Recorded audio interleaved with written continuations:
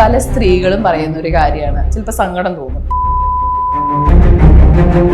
ഇതൊക്കെ ആകുമ്പോൾ സ്വാഭാവികമായിട്ടും എവിടെ നിന്നാണോ ഇതൊക്കെ കിട്ടുന്നത് അതിലേക്ക് പോകാനുള്ള ഒരു ടെൻഡൻസി ഉണ്ടാവും. ഒരു സ്ത്രീ കരയുന്നത് കണ്ട് സെക്സ് ചെയ്യണം, അങ്ങനത്തെ കേസ് നമ്മൾ കണ്ടിട്ടുണ്ട്. സിഗരറ്റ് കൊണ്ട് പൊള്ളിച്ചിട്ട് വരുന്ന കേസുണ്ട്. പിന്നെ അതുപോലെ വളരെ ന്യൂഡായിട്ട് നിർത്തി കുറേ നേരം നിർത്തിക്കുക. ഇതൊക്കെ അനുഭവിച്ചു വരുന്ന എത്രയോ സ്ത്രീകളുണ്ട്. പക്ഷെ അതൊക്കെ ഒന്നും പലപ്പോഴും പറയാൻ പറ്റാറില്ല. റിലേഷൻഷിപ്സിൽ മെയിൻലി ഉണ്ടാകുന്ന പ്രോബ്ലംസ് ഇമോഷണൽ അൺഅവൈലബിലിറ്റി. നമുക്ക് വേണ്ടുന്ന സമയത്ത് നമ്മുടെ പാർട്ട്ണറെ കിട്ടാതെ വരിക എന്നുള്ളതാണ് പലപ്പോഴും റിലേഷൻഷിപ്പിൽ വരുന്ന പ്രശ്നം. എന്ന് വെച്ച് കഴിഞ്ഞാൽ ഒരു ഇഷ്യൂസ് ഉണ്ടായി കഴിഞ്ഞാൽ ചിലപ്പോൾ ഒരു സെക്സ് കഴിഞ്ഞാൽ അത് ഓക്കെ ആവും, പക്ഷെ അവിടെ പറഞ്ഞു തീർക്കുന്നില്ല. സെക്ഷൽ റിലേഷൻ ടൈമിൽ നമ്മൾ ചെയ്യുമ്പോൾ ശ്രദ്ധിക്കേണ്ട ഒരുപാട് കാര്യങ്ങൾ, ബേസിക്കലി വരുന്ന ഡിസീസസ് ഉണ്ട്.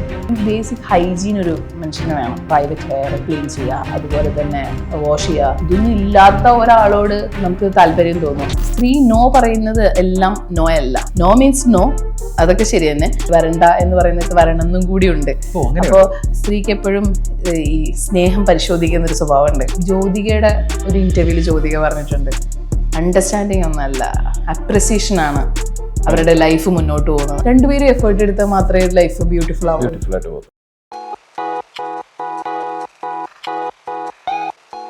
ശരിക്കും പറഞ്ഞാൽ ഈ ഭർത്താക്കന്മാരെ എത്ര കാറ്റഗറി ആയിട്ട് അവരുടെ ക്യാരക്ടർ ആറ്റിറ്റ്യൂഡ് ഒക്കെ വെച്ചിട്ട് നമുക്ക് തിരിക്കാൻ പറ്റും? നമ്മൾ എത്ര കാറ്റഗറി എന്ന് ഒരു ഇങ്ങനെ പറയാൻ പറ്റില്ല. പക്ഷെ ഇത്രേ ഉള്ളൂ. ഒന്ന്, നമ്മൾ എങ്ങനെയാണോ അങ്ങനെ അംഗീകരിക്കുന്ന ഒരാള്. രണ്ട്, ഞാൻ പറയുന്നത് ഇങ്ങനെ ആവണം എന്നുള്ളതല്ല കേട്ടാ, ഇങ്ങനെയുള്ള ആളുകളെയാണ്. രണ്ടാമത് പറയുന്നത് ഞാൻ തരുന്നത് കൊണ്ട് ജീവിക്കണം, ഇങ്ങനെ ജീവിച്ച് മുന്നോട്ട് പോവാം എന്ന് പറയുന്ന ഒരു ചൊൽപ്പടിയിൽ നിൽക്കണം. മൂന്നാമത്, നീ എങ്ങനെ ആയാലും എനിക്ക് കുഴപ്പമില്ല, കാര്യങ്ങൾ നടന്നു പോകണം. അങ്ങനെ ഈ 3 കാറ്റഗറിയിലുള്ള ആളുകള് പലപ്പോഴും നമ്മൾ കാണാൻ. പക്ഷെ അതിനേക്കാളും വളരെ റെസ്പെക്റ്റഡ് ഇപ്പോഴും സ്ത്രീയെ നല്ല രീതിയിൽ നോക്കുന്ന ആളുകളെ കണ്ടിട്ടുണ്ട്. അത്രയും ടേക്ക് കെയർ ചെയ്ത്. നമ്മളൊക്കെ വിചാരിക്കുന്ന ഒരു കോമൺ മിത്ത് എന്ന് പറയുന്നത്, നമ്മൾ ആശ്വസിക്കുന്ന ഒരു കാര്യം എന്ന് വെച്ച് കഴിഞ്ഞാൽ ജീവിതം ഇങ്ങനെയൊക്കെ തന്നെയാണ്. പക്ഷെ ഭയങ്കര സന്തോഷമായിട്ട് ജീവിക്കുന്ന മനുഷ്യന്മാരുണ്ട്. സ്വന്തം ഇഷ്ടങ്ങള്, താല്പര്യങ്ങള്, അല്ലെങ്കിൽ അഭിപ്രായങ്ങളൊക്കെ തുറന്നു പറഞ്ഞ് ഇഷ്ടമുള്ള വസ്ത്രം ധരിച്ച് ഇഷ്ടമുള്ളതുപോലെയൊക്കെ യാത്രയൊക്കെ ചെയ്ത് വളരെ ഹാപ്പി ആയിട്ട് ജീവിക്കുന്ന എത്രയോ മനുഷ്യന്മാർ. പക്ഷെ നമ്മൾ സ്വയം ആ ഹാപ്പിനെസ് അവർ കണ്ടെത്തുന്നതിലാണ് ജീവിതം. പക്ഷെ നമ്മൾ വിചാരിക്കുന്ന ഇങ്ങനെയൊക്കെ തന്നെ. ഇപ്പൊ നമ്മളൊരു പൈസക്കാരൻ, പൈസ ഉണ്ടെന്ന് പറഞ്ഞിട്ട് കാര്യമില്ലല്ലോ. നമ്മൾ സ്വയം സമാധാനിക്കുകയാണ്. അതെ, നമ്മുടെ സന്തോഷം നമ്മൾ കണ്ടെത്തുന്നതിലാണ് എപ്പോഴും നമ്മുടെ ഒരു സക്സസ് എന്ന് പറയുന്നത്. ഇപ്പൊ പിന്നെ അതുപോലെ കണ്ടുവരുന്ന ഏറ്റവും വലിയൊരു കാര്യമാണ് sugar daddy sugar mummy setup. ശരിക്കും ഒരുപാട് പേര് എനിക്കറിയാം കേട്ടോ, അങ്ങനെ റിലേഷനൊക്കെ മെയിൻറ്റെയിൻ ചെയ്തു പോകുന്ന ഒരുപാട്. ഇത് എന്തായിരിക്കും ഇതിന്റെ പിന്നിലുള്ള ഒരു ഈ ഷുഗർ ഡാഡി എന്ന് പറയുമ്പോൾ മെയിനായിട്ട് ഫണ്ടാണ്. ഫിനാൻഷ്യലി ഇൻഡിപെൻഡന്റ് ഫണ്ട് റൈസ് ചെയ്യാൻ വേണ്ടിയിട്ടാണ് കൂടുതലായിട്ടും ആളുകൾ ഇതിലേക്ക് പോകുന്നത്. കാരണം നമ്മുടെ ഒരു ലൈഫ് സ്റ്റൈല് നമ്മളിപ്പോൾ അടിച്ചു പൊളിച്ച് ജീവിക്കുക, കളർഫുൾ ആയിട്ട് ജീവിക്കുക. ഇപ്പം പണ്ടൊക്കെ ഒരു പെരുന്നാളിന് അല്ലെങ്കിൽ ഓണത്തിന് ഡ്രസ്സ് എടുത്തുന്ന പോലെയല്ലല്ലോ ഇപ്പോൾ. ഓരോ ഫംഗ്ഷന് വേണ്ടിയിട്ട് നല്ല ലക്ഷറി ലൈഫ്, ഇതിനൊക്കെ വേണ്ടിയിട്ട് ഇത്തരം ആളുകൾ സമീപിക്കുന്നത് വളരെ കൂടുതലാണ്. അത് പലപ്പോഴും സ്നേഹം കൊണ്ടല്ല, ഈ ഫാസിനേറ്റ് ഇങ്ങനത്തെ ഒരു ജീവിതത്തിൽ മറ്റുള്ളവർ ജീവിക്കുന്നത് പോലെ അടിച്ചു പൊളിച്ച് ജീവിക്കണമെന്ന് ആഗ്രഹിക്കുന്നത് കൊണ്ട് പോകുന്ന ഒരുവിധം കുട്ടികളുണ്ട്. അതാണ് ആദ്യം ഈ ഷുഗർ ഡാഡി ആയിരുന്നു ഭയങ്കര കോമൺ ആയിട്ടിരുന്നത്. അപ്പൊ ശരിക്കും ശരി, ആൺപിള്ളേർക്കൂടെ ചോദിക്കാനും പറയാനും ആരും ഇല്ല എന്ന് കണ്ടുവന്ന സമയത്താണ് ഈ ഷുഗർ മമ്മി എന്ന് പറയുന്ന ഒരു കോൺസെപ്റ്റ്. ഈ പൈസ പോയി കഴിഞ്ഞിട്ട് പിന്നെ വരുന്ന കൗൺസിലിംഗ് വരാറുണ്ട്. കുറെ ഫണ്ട് പോയി എന്ന്. പക്ഷെ പുരുഷൻ ഇമോഷണലി അറ്റാച്ച്ഡ് ആയിരിക്കും. സ്ത്രീക്ക് അവരുടെ കാര്യങ്ങള് നടന്നു പോവുക, അല്ലെങ്കിൽ അവരുടെ ബേസിക് ആയിട്ടുള്ള നീഡ്സ് നടന്നു പോവുക എന്നുള്ളതാണ്. അവിടെ ഇമോഷണലി ചിലപ്പോൾ ആവണം എന്നില്ല. പക്ഷെ പുരുഷൻ ചിലപ്പോൾ ഇമോഷണലി സ്ത്രീയായിട്ട് കണക്റ്റഡ് ആയിരിക്കും. കുറെ പൈസ പോയി പിന്നെ പെട്ടെന്ന് ബ്ലോക്ക് ആകുക. ഈ ബ്ലോക്ക് ചെയ്യാന്ന് പറയുന്നത് ഒരു മനുഷ്യന് കൊടുക്കുന്ന ഒരു ഭയങ്കര ആഘാതമുണ്ട്. അതിൽ നിന്ന് റിക്കവർ അവന്റെ പൈസ പോയാലും സാറില്ല, എനിക്ക് എന്നെ നഷ്ടപ്പെടരുത് എന്ന് വിചാരിക്കും. ചില ആളുകൾ അവിടെ ഒരു റിവെഞ്ചിങ് മെന്റാലിറ്റി ഒക്കെ കൊണ്ടുവരും. അതൊക്കെ വലിയൊരു അത് ഈ പേഴ്സണാലിറ്റി ഞാൻ പറഞ്ഞില്ലേ, നാർസിസ്റ്റ് പേഴ്സണാലിറ്റി, ബോർഡർ ലൈനിൽ അല്ലെങ്കിൽ ആന്റി സോഷ്യലിലുള്ള ആളുകളെയൊക്കെ നമ്മള് തേച്ചൊട്ടിച്ച് വിട്ട് കഴിഞ്ഞാൽ അവര് പ്രതികാരദാഹിയായിട്ട് വരും. അങ്ങനത്തെ ഒരു മൈൻഡ് സെറ്റ് അവർക്കും ഉണ്ടാവും. കാരണം അങ്ങനത്തെ അതൊരു പേഴ്സണാലിറ്റി ഡിസോർഡർ തന്നെയാണ്. മറ്റുള്ളൊരു ഡിപ്പെൻഡബിൾ പേഴ്സണാലിറ്റി അല്ലെങ്കിൽ അങ്ങനെ ഉള്ള ആളുകളിൽ നിന്ന് ഉണ്ടാവുന്ന പോലെയല്ല ഇവര് ഉണ്ടാവുക. അപ്പൊ നമ്മൾ ആളുകളെ നോക്കുക എന്നുള്ളതാണ്. ചിലവർക്ക് അവരുടെ ഫണ്ട് പോയി, അവരുടെ സമയം പോയി, അവരുടെ ലൈഫ്, ചിലർക്ക് ലൈഫും പോകുന്നവരുണ്ടല്ലോ, ഇത് അറിഞ്ഞിട്ട് ഫാമിലി ലൈഫ് പോകുന്ന ആൾ. അപ്പൊ എന്റെ ജീവിതം പോയി, എന്നാൽ പിന്നെ അവൾക്കും ജീവിതം വേണ്ട, അല്ലെങ്കിൽ അയാൾക്കും ജീവിതം വേണ്ടാന്ന് ചിന്തിക്കുന്ന ആളുകളും ഉണ്ട്. അപ്പൊ നമ്മൾ ഈ പേഴ്സണാലിറ്റി ഡിസോർഡറിന്റെ കാര്യം പറഞ്ഞപ്പോഴാണ് നമ്മൾ ഈ ബോർഡർ ലൈൻ പേഴ്സണാലിറ്റി ഡിസോർഡർ സംസാരിച്ചല്ലോ. ശരിക്കും അത് എന്ന് പറയുന്നത് നമുക്ക് വരുന്ന എന്ത് ഇമോഷൻ ആണെങ്കിലും അത് എക്സ്ട്രീം ആയിരിക്കും. രണ്ട് ബോർഡറിലായിരിക്കും ഇമോഷൻസ് ഉണ്ടാവുക. ചിലപ്പോ പെട്ടെന്ന് ഭയങ്കര സങ്കടമായിരിക്കും, ചിലപ്പോൾ പെട്ടെന്ന് ഭയങ്കര സന്തോഷത്തിലായിരിക്കും, സ്വിച്ച് ചെയ്തെന്ന പോലെ. അതുപോലെ അൺസ്റ്റേബിൾ ആയിട്ടുള്ള റിലേഷൻഷിപ്പ് ഇങ്ങനെ കണ്ടുകൊണ്ടിരിക്കും. ഒരു റിലേഷൻഷിപ്പ് പോവും, അടുത്ത റിലേഷൻഷിപ്പ്, പിന്നെ എത്ര റിലേഷൻഷിപ്പ് ഉണ്ടെന്ന് അവർക്ക് തന്നെ അറിയാണ്ടാവില്ല. അന്ന് ഇവർക്കൊന്നും അങ്ങനെ ഒരു ഇമോഷണൽ അറ്റാച്ച്മെന്റും ഉണ്ടാവില്ല. അന്ന് ഇവർക്ക് ഭാര്യയും അല്ലെങ്കിൽ ഭർത്താവും ഒക്കെ ഉണ്ടാവും, അത് പെർമനന്റ് ആണ്. പക്ഷെ എന്നാ സ്വിച്ച് ചെയ്ത് ഇങ്ങനെ പോയിക്കണം. നമ്മൾ ഈ കുരങ്ങൻ മരത്തിൽ നിന്ന് ചാടുന്ന പോലെ ഇങ്ങനെ, കാരണം അവർ ഇൻവെസ്റ്റഡ് അല്ല, എന്നാൽ അവർക്ക് ആ റിലേഷൻഷിപ്പ് വിട്ടുപോയതിൽ അവർക്ക് പ്രശ്നവുമല്ല. അതങ്ങനെ അങ്ങനത്തെ ഒരു ഡിസോർഡർ ആണ് അത്. അൺസ്റ്റേബിൾ ആയിട്ടുള്ള റിലേഷൻഷിപ്പ് പലപ്പോഴും ചൈൽഡ്ഹുഡിൽ ഉണ്ടാവുന്നവരുടെ ട്രോമകൾ ഉണ്ടാവാം, അല്ലെങ്കിൽ പാരന്റിങ്ങിൽ ഉണ്ടാവാം, അവർ കണ്ടുവരുന്ന സിറ്റുവേഷൻ ഉണ്ടാവാം. അതാണ് ഈ ബോർഡർ ലൈൻ പേഴ്സണാലിറ്റി അല്ലേ. പല സിംറ്റംസും ഉണ്ട്, പക്ഷെ ഡിപ്പെൻസ് അപ്പോൾ നമ്മൾ അത് അസസ്മെന്റ് ചെയ്തിട്ട് മനസ്സിലാക്കണം ഏതാണെന്നുള്ളത്. ഓക്കെ. സെക്ഷൽ ഡിസോർഡർ ഇപ്പൊ നമുക്ക് ഭയങ്കര പ്രകടമാണ്. ഇപ്പം ഒത്തിരി വാർത്തകളിലൊക്കെ കാണാം, ബസ്സിൽ അങ്ങനെ ചെയ്തു, ഈ പറയുന്ന പോലെ വസ്ത്രം പൊക്കി കാണിക്കുന്നു, അങ്ങനെയുള്ള ഒരുപാട് കാര്യങ്ങൾ. ശരിക്കും അതിന് പ്രോപ്പർ ആയിട്ടുള്ള ട്രീറ്റ്മെന്റ് ഉണ്ടോ? എന്തുകൊണ്ടാണ് ഇത് പ്രോപ്പർ ആയിട്ടുള്ള ട്രീറ്റ്മെന്റ്? ഈ ഹൈപ്പർ സെക്ഷുവാലിറ്റിയിൽ ചിലപ്പോൾ ഇങ്ങനെ, അതായത് ഇതിന് ഏർജസിനെ നമുക്ക് കൺട്രോൾ ചെയ്യാൻ പറ്റാത്തൊരവസ്ഥയിൽ ചിലപ്പോൾ തുണി പൊക്കി കാണിക്കുക, എക്സിബിറ്റ് ചെയ്യുക. പിന്നെ ഈ പറയുന്ന പോലെ ഈ ബസ്സിൽ യാത്ര ചെയ്യുന്ന സമയത്ത് ഇങ്ങനെ കൺട്രോൾ ചെയ്യാൻ പറ്റാത്തൊരവസ്ഥ ആണെങ്കിൽ ഉറപ്പായിട്ടും സൈക്കാട്രിയുടെ അടുത്ത് പോയിട്ട് ആന്റി ഡിപ്രസന്റോ അല്ലെങ്കിൽ അങ്ങനെയുള്ള ടാബ്ലറ്റ് കഴിക്കണം.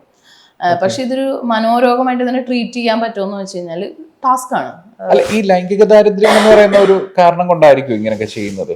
അങ്ങനെ പറയാൻ പറ്റില്ല, അങ്ങനെ പൂർണ്ണമായിട്ടും പറയാൻ പറ്റില്ല. പക്ഷെ ഇതിന് ഇപ്പം ഞാൻ പറഞ്ഞില്ലേ, നമുക്ക് എല്ലാവർക്കും സെക്സിനോട് ഇൻട്രസ്റ്റ് ഉണ്ടാവും. പക്ഷെ നമ്മുടെ ചുറ്റുപാട് മനസ്സിലാക്കാതെ, നമ്മുടെ കൂടെ ഉള്ളത് ആരാണ്, നമ്മുടെ സൊസൈറ്റി എന്നതൊന്നും മനസ്സിലാക്കാതെ പോകുന്നത് നമ്മുടെ ബ്രെയിനിൻ്റെ ഫങ്ഷൻ തെറ്റുമ്പോഴാണ്. അതല്ലെങ്കിൽ നമുക്ക് അതിനാണ് നമ്മൾ സൈക്കാട്രി ടാബ്ലറ്റ് എടുക്കണം എന്ന് പറയുന്നത്. ഹൈപ്പർ സെക്ഷുവാലിറ്റി ഉള്ള ആളുകൾ, ചിലപ്പോൾ ടെസ്റ്റോസ്റ്റിറോണിന്റെ അളവ് കൂടുതലാണെങ്കിൽ അങ്ങനെ സംഭവിക്കാം. സെക്ഷൽ വൈകൃതങ്ങൾ പലപ്പോഴും റിലേഷൻഷിപ്പിൽ എന്ന് വെച്ച് കഴിഞ്ഞാൽ പലതും കണ്ടിട്ടും കേട്ടിട്ടും ഒക്കെ ഇത് എക്സ്പീരിയൻസ് ചെയ്യാൻ വരുമ്പോൾ ചിലപ്പോൾ പാർട്ട്ണർ ഇത് ഓക്കെ ആവണമെന്നില്ല. വേദനിപ്പിച്ചുകൊണ്ട് സാഡിസം, സിഗരറ്റ് കുത്തി, ബ്ലേഡ് കുത്തി, അങ്ങനെ കരഞ്ഞ് ഒരു സ്ത്രീ കരയുന്നത് കണ്ട് സെക്സ് ചെയ്യണം, അങ്ങനത്തെ കേസ് നമ്മൾ കണ്ടിട്ടുണ്ട്. സിഗരറ്റ് കൊണ്ട് പൊള്ളിച്ചിട്ട് വരുന്ന കേസുണ്ട്. പിന്നെ അതുപോലെ വളരെ ന്യൂഡായിട്ട് നിർത്തി കുറേ നേരം നിർത്തിക്കുക. അപ്പൊ ഇങ്ങനെ, അതായത് ഈ സാഡിസം ഫീല് സ്ലേവ് ആക്കുന്ന ആളുകൾ ഉണ്ട്. ഇങ്ങനത്തെ ഒക്കെ കേസുകൾ ഇതൊക്കെ അനുഭവിച്ചു വരുന്ന എത്രയോ സ്ത്രീകളുണ്ട്. പക്ഷെ അതൊക്കെ ഒന്നും പലപ്പോഴും പറയാൻ പറ്റാറില്ല. പലപ്പോഴും ഇതിന് ഇരയാവുന്നത് പലപ്പോഴും സ്ത്രീകളാണ്. ഇത് പറഞ്ഞാൽ ഭർത്താവിന്റെ ഇമേജ്, ആളുകൾ എന്ത് വിചാരിക്കുക, അല്ലെങ്കിൽ ഇതൊക്കെ തന്നെയാണ് സെക്സ് എന്ന് വിചാരിച്ച് കോമൺവെൽക്കരിച്ചിട്ട് പോകുന്ന ആളുകളും ഉണ്ട്. പക്ഷെ ഇതിനൊന്നും നമുക്ക് ഈ പറയുന്ന പോലെ എക്സിബിഷനൊന്നും നമുക്ക് കൗൺസിലിങ്ങിലൂടെയൊക്കെ ഒരു പരിമിതികളുണ്ട്. നമുക്കത് പൂർണ്ണമായിട്ടും അങ്ങനെ ഒരു മെഡിസിൻ ഒന്നും കൊടുത്ത് നിർത്താൻ, സൈക്കാട്രി പോയി കഴിഞ്ഞാൽ ടാബ്ലറ്റ്സ് ഒക്കെ റെഫർ ചെയ്യും. പക്ഷെ ആസ് എ സൈക്കോളജിസ്റ്റ് നമുക്കൊരു പരിമിതികളുണ്ട്. റിലേഷൻഷിപ്സിൽ മെയിൻലി ഉണ്ടാകുന്ന പ്രോബ്ലംസ് എന്തൊക്കെയാണ്? Emotional unavailability. നമുക്ക് വേണ്ടുന്ന സമയത്ത് നമ്മുടെ പാർട്ട്ണറെ കിട്ടാതെ വരിക എന്നുള്ളതാണ്. നമുക്ക് ആഗ്രഹിച്ച സമയത്ത് നമുക്ക് ഫോൺ വിളിച്ചാൽ കിട്ടില്ല, നമ്മൾ ആഗ്രഹിച്ച സമയത്ത് നമുക്ക് നമ്മുടെ കൂടെ ഉണ്ടാവില്ല, നമ്മുടെ ഫീലിങ്സിൻ്റെ കൂടെ ഉണ്ടാവില്ല, തിരക്കായിരിക്കും. അപ്പോൾ ഈ അൺഅവൈലബിൾ ആവുക എന്ന് പറയുന്നത്, നമ്മുടെ ഫീലിങ്സിൻ്റെ അടുത്ത് അവർ അൺഅവൈലബിൾ ആവുക എന്ന് പറയുമ്പോഴാണ് തുടക്കത്തിൽ റിലേഷൻഷിപ്പിൽ ഇഷ്യൂസ് വരാൻ വന്നത്. പിന്നെയാണ് നമ്മൾ ഇമോഷണൽ വാലിഡേറ്റ് ചെയ്യുന്നില്ല എന്നുള്ളത്. അതായത് പല പല പ്രശ്നങ്ങളും സങ്കടങ്ങളും വേദനകളും ഒക്കെ പറയുമ്പോഴും അത് മനസ്സിലാക്കുന്നില്ല. കൂടുതൽ ഈ മൊബൈൽ വന്നതോടുകൂടി ഭയങ്കര വില്ലനാണ്. ലോങ് ഡിസ്റ്റൻസ് റിലേഷൻഷിപ്പിലാണെങ്കിലും അടുത്താണെങ്കിൽ പോലും മൊബൈൽ ഇപ്പം നമ്മൾ പലപ്പോഴും പറയുന്ന ഒരു കാര്യമാണ്, ചില പാർട്ട്ണർ ഞാൻ എപ്പോഴും അവളുടെ കൂടെ ഇല്ലേ എന്നുള്ളത്. പക്ഷെ കൂടെ ഉണ്ടാകുമ്പോൾ ക്വാളിറ്റി ടൈമും ക്വാണ്ടിറ്റി ഓഫ് ടൈമും തമ്മിൽ വ്യത്യാസമുണ്ട്. കൂടെയുള്ള സമയത്ത് ഫുൾ ടൈം ഫോണിലായിരിക്കും, അല്ലെങ്കിൽ ഫുൾ ടൈം ടി വിയിലായിരിക്കും. പാർട്ട്ണറിൻ്റെ കൂടെ ഒരു 2 മിനിറ്റ് പോലും ആ അടുക്കളയിൽ എന്താ സംഭവിക്കുന്നത് പോലും അറിയില്ല. ടൈം ടു ടൈം എപ്പോഴും വിമൻ എംപവർ ചെയ്ത് കഴിഞ്ഞാലും, എത്ര എംപവർ ചെയ്ത് കഴിഞ്ഞാലും പുരുഷൻ എപ്പോഴും ഇപ്പോഴും ഒരു മാറ്റമില്ലാതെ നിൽക്കുന്ന വെച്ചാൽ അവൻ ടേബിളിൻ്റെ അടുത്ത് എത്തിക്കഴിഞ്ഞാൽ അറിഞ്ഞു ചെയ്യില്ല. ടേബിളിൻ്റെ അടുത്ത് വന്നു കഴിഞ്ഞാൽ അവന് ചോറും കറിയും റെഡിയാണ്. അല്ല, അവൻ്റെ എല്ലാ കാര്യങ്ങളും ഇപ്പോഴും ഇവൻ എംപവർമെന്റ് എന്ന് പറഞ്ഞാൽ ഇതും കൂടെ വരുമ്പോഴാണ് എംപവർമെന്റ് വരുള്ളൂ. അപ്പോൾ പലപ്പോഴും ഇത് മനസ്സിലാക്കാതെ വരുമ്പോൾ ഇത്ര കഷ്ടപ്പെട്ടു, ഞാൻ ഇത്ര ചെയ്തു എന്ന് പലപ്പോഴും സ്ത്രീ എണ്ണിപ്പറക്കി പറയുന്നത് എന്ന് വെച്ചാൽ ഇത് വാലിഡേറ്റ് ചെയ്തുകൊണ്ടാണ്. സ്ത്രീയുടെ ഫീലിങ്സ് സപ്രസ് ചെയ്ത് പലപ്പോഴും വെക്കും. എന്തെങ്കിലും ഫീലിങ്സ് വരുമ്പോൾ മതി നിർത്തിക്കോ, ഈ സപ്രസ് ചെയ്ത് ഒരു നാൾ പൊട്ടും. എത്ര കാലം നമുക്കൊരു മിണ്ടാതിരിക്കി അല്ലെങ്കിൽ നിർത്ത്, നമുക്ക് ആ ഫീലിങ്സ് പറഞ്ഞു പോകണം. അത് കരഞ്ഞ് തീർക്കുകയാണ്, അത് ചേർത്ത് പിടിച്ച് തീർക്കുകയാണ്, അതിൽ അത് തീർത്ത് പോകണം. പലപ്പോഴും റിലേഷൻഷിപ്പിൽ വരുന്ന പ്രശ്നം എന്ന് വെച്ച് കഴിഞ്ഞാൽ ഒരു ഇഷ്യൂസ് ഉണ്ടായി കഴിഞ്ഞാൽ ചിലപ്പോൾ ഒരു സെക്സ് കഴിഞ്ഞ് അത് ഓക്കെ ആവും, പക്ഷെ അവിടെ പറഞ്ഞു തീർക്കുന്നില്ല. അയ്യോ നിനക്ക് ഇങ്ങനെയാണുള്ള പ്രശ്നം, അല്ലെങ്കിൽ ഇതാണല്ലേ നിന്റെ സോൾവിങ് മെത്തേഡ് ഇപ്പോഴും ആളുകൾക്ക് അറിയില്ല എന്നുള്ളതാണ്. അതല്ലെങ്കിൽ ഒന്ന് ഫോൺ ചെയ്ത് സംസാരിച്ചൊന്ന് ഓക്കെ ആയി കഴിഞ്ഞാൽ പക്ഷെ ആ പ്രശ്നത്തെ സോൾവ് ചെയ്ത് പോകുന്നില്ല. പ്രശ്നത്തെ സോൾവ് ചെയ്ത് പോകാത്തത് കൊണ്ട് നമ്മൾ 1 കല്ല് 2 കല്ല് 3 കല്ല് എന്ന് പറഞ്ഞാൽ ഒരു 100 കല്ല് വെച്ചാൽ ഒരു 100 ദിവസം വെച്ചാൽ എങ്ങനെ ഇരിക്കും? ഭയങ്കര ഭാരം നമുക്ക് തോന്നുമല്ലേ? ആ ഭാരം പേറി അതുകൊണ്ടാണ് സ്ത്രീകൾ പലപ്പോഴും മറക്കുന്നില്ല എന്ന് പറയുന്നത്. എന്ന് വെച്ചാൽ നിങ്ങൾ അന്ന് അങ്ങനെ പറഞ്ഞില്ലേ എന്ന് പറയുന്നത് അത് തീർത്ത് റിസോൾവ് ചെയ്ത് പോവാത്തത് കൊണ്ടാണ്, സോൾവിങ് മെത്തേഡ് അറിയാത്തത് കൊണ്ടാണ്. അപ്പൊ നമ്മളെപ്പോഴും റിലേഷൻഷിപ്പിൽ എന്നൊരു പ്രശ്നം ഉണ്ടെങ്കിൽ അതന്ന് പറഞ്ഞ് തീർത്തിട്ട് നിങ്ങൾ അടുത്ത സ്റ്റെപ്പിലേക്ക് പോവുക. അതല്ലെങ്കിൽ അത് നിങ്ങളെ ബുദ്ധിമുട്ടിക്കും പിന്നീട് എപ്പോഴെങ്കിലും ആയിട്ട്. അപ്പൊ ഈ പ്രശ്നങ്ങളൊക്കെ നമ്മൾ കറക്റ്റ് ടൈമിൽ സോൾവ് ചെയ്താൽ നമുക്ക് ഓവർകം. അതല്ലെങ്കിലും ഇപ്പോൾ ഞാനൊക്കെ പാർട്ട്നേഴ്സിനോട് പറയുന്ന ഒരു കാര്യം എന്ന് വെച്ച് കഴിഞ്ഞാൽ നിങ്ങൾ വീക്ക്ലി ഒരു ഡേ, പലപ്പോഴും അത്ഭുതം എന്ന് പറയുന്നത് ഒരു കാര്യം എന്ന് വെച്ച് കഴിഞ്ഞാൽ സമയമില്ല ആർക്കും. നമ്മളൊരു കപ്പ് ഓഫ് കോഫി കുടിച്ചിട്ട് എനിക്കൊരു കാര്യം പറയാനുണ്ട്, നിങ്ങൾക്ക് എന്തെങ്കിലും വിഷമമുണ്ടോ അല്ലെങ്കിൽ നിങ്ങൾക്ക് എന്തെങ്കിലും ബുദ്ധിമുട്ടുണ്ടോ, ഞാൻ പറഞ്ഞ കാര്യത്തിൽ എന്തെങ്കിലും സങ്കടം ഒരു ഇഷ്ടക്കുറവുണ്ടോ, അല്ലെങ്കിൽ എനിക്ക് നിങ്ങൾ ഇങ്ങനെ പറഞ്ഞ കാര്യം എനിക്ക് സങ്കടം വന്നു, ഇത് നമ്മൾ എഴുതി വെക്കുവോ അല്ലെങ്കിൽ നമ്മുടെ ഒരു ഡയറിയിൽ എഴുതി വെക്കുകയൊക്കെ ചെയ്ത് വീക്ക്ലി വൺസ് എനിക്ക് ഇന്ന കാര്യങ്ങളുണ്ട് കേട്ടോ നിങ്ങളങ്ങനെ അത് പറയുമ്പോൾ ആ ആൾക്കും പറയാനുണ്ടാവും. അല്ലെങ്കിൽ ഇപ്പോൾ ഇവൻ സെക്ഷലി ആണെങ്കിലും എനിക്ക് ഇങ്ങനെ അന്ന് ചെയ്തപ്പോൾ എനിക്ക് ഭയങ്കര ഇഷ്ടമായിരുന്നു, അല്ലെങ്കിൽ എനിക്ക് ഇങ്ങനെ ആണെങ്കിൽ എനിക്ക് കുറച്ചും കൂടെ രസമായിരുന്നു. ഇത് പറയുമ്പോൾ അവിടെ ഒരു ഭയങ്കര ഇമോഷണൽ അറ്റാച്ച്മെന്റ് അല്ലേ. കപ്പിൾസ് തമ്മിൽ ഒരു 2 ആഴ്ചയിൽ ഒരിക്കലെങ്കിലും ഒരു കപ്പ് ഓഫ് കോഫി കുടിച്ചിട്ട് ഉണ്ടാവുക എന്ന് പറയുന്നത് രസമാണ്. പക്ഷെ അൺഫോർച്ചുനേറ്റ്ലി ഇപ്പോൾ ഉള്ള കപ്പിൾസിനൊക്കെ സമയമില്ല, ജോലി തിരക്ക്.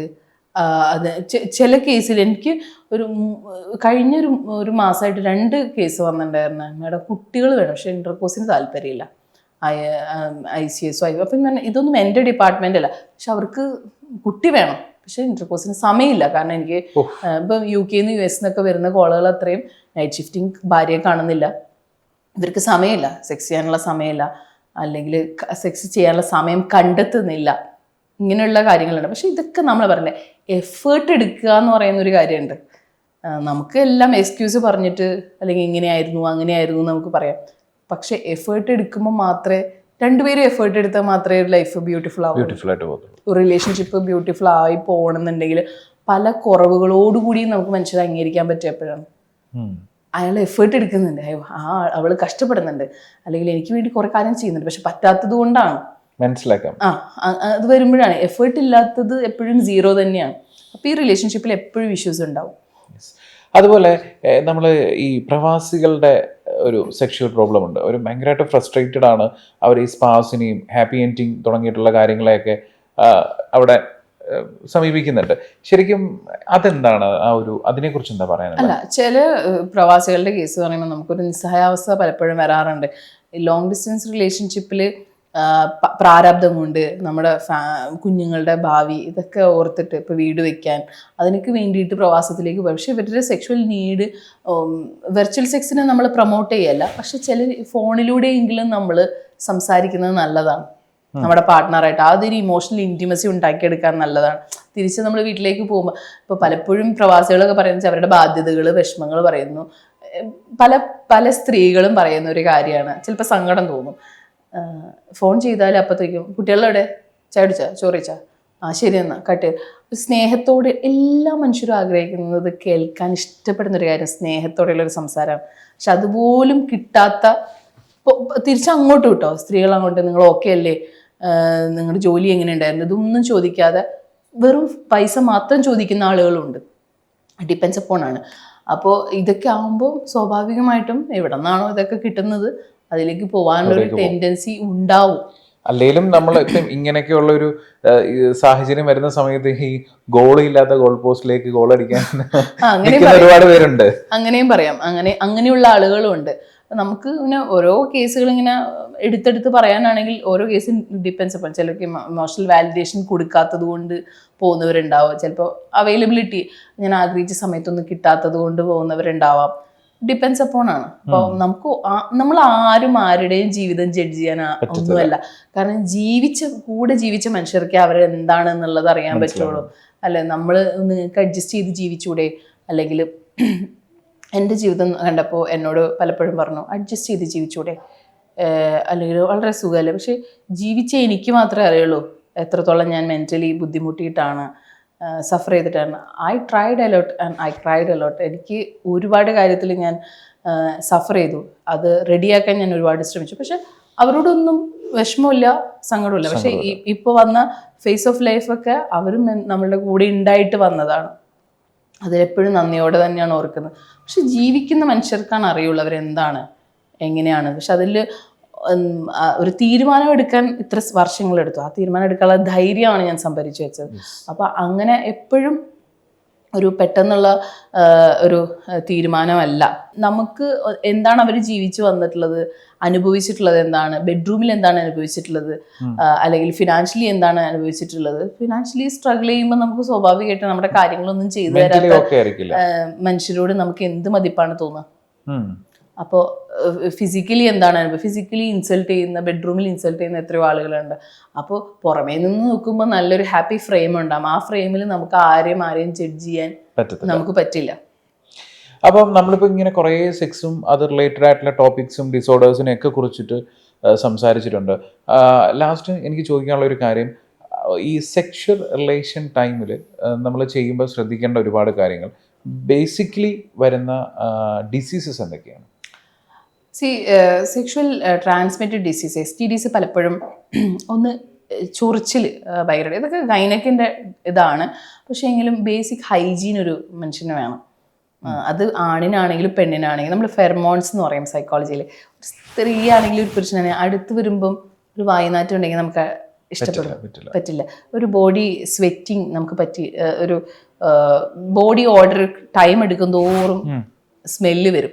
അപ്പോൾ ഒരു സ്പ്രേ യൂസ് ചെയ്യാത്ത, അല്ലെ പെർഫ്യൂം യൂസ് ചെയ്യാത്ത ഒരാളാണെങ്കിൽ ഒരു പരിധി കഴിഞ്ഞാൽ നമുക്ക് എത്ര സ്നേഹമുണ്ട് എന്ന് പറഞ്ഞു കഴിഞ്ഞാലും ഒരു basic hygiene, sexual hygiene means private hair clean ചെയ്യുക, അതുപോലെ തന്നെ വാഷ് ചെയ്യുക, ഹെയർ ക്ലീൻ ചെയ്യുക എന്ന് പറയുന്ന കാര്യങ്ങളൊക്കെ വളരെ ഇമ്പോർട്ടൻ്റ് ആണ്. അപ്പം ഇതൊന്നും ഇല്ലാത്ത ഒരാളോട് നമുക്ക് താല്പര്യം തോന്നും. അപ്പോൾ ബേസിക് ആയിട്ടുള്ള ഒരു കാര്യം എന്ന് പറയുന്നത് ബെഡ്റൂമിൽ നമ്മൾ ശ്രദ്ധിക്കേണ്ട ഒരു കാര്യം ഹൈജീൻ തന്നെ. അത് ബെഡ്ഷീറ്റ് അടക്കം നീറ്റായിട്ടിരിക്കുക എന്ന് പറഞ്ഞാൽ അത് ഈ ബേസിക് ഹൈജീൻ തന്നെയാണ് എനിക്ക് 1, 2, 3 പറയാനുള്ളത്. കാരണം ഇതൊക്കെ അല്ലെങ്കിൽ ഇപ്പൊ ഒരു കുളിക്കുന്നില്ല, തമാശയൊക്കെ പറയാം അവള് കുളിക്കാറില്ല എന്ന് പറയുന്ന കപ്പിൾസിനെ കാണാറുണ്ട്. പക്ഷെ കുളിക്കാത്ത ഒരാളുടെ അടുത്ത് നമുക്ക് എന്ത് പറയാൻ പറ്റും, അല്ലെ അയാള് തീരെ വൃത്തിയില്ല അങ്ങനെ പറയുന്ന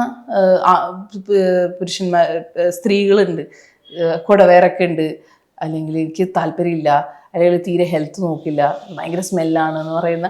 കാരണം നമ്മുടെയൊക്കെ കൺസെപ്റ്റിൽ കുറച്ച് ബ്യൂട്ടി കോൺഷ്യസ് ആയിട്ടുള്ള ഒരാൾക്ക് ആ ബ്യൂട്ടി കോൺഷ്യസ് ഉള്ള ഒരാളെ തന്നെ ആയിരിക്കില്ലേ പാർട്ട്ണറായിട്ട് ഇഷ്ടപ്പെടാം.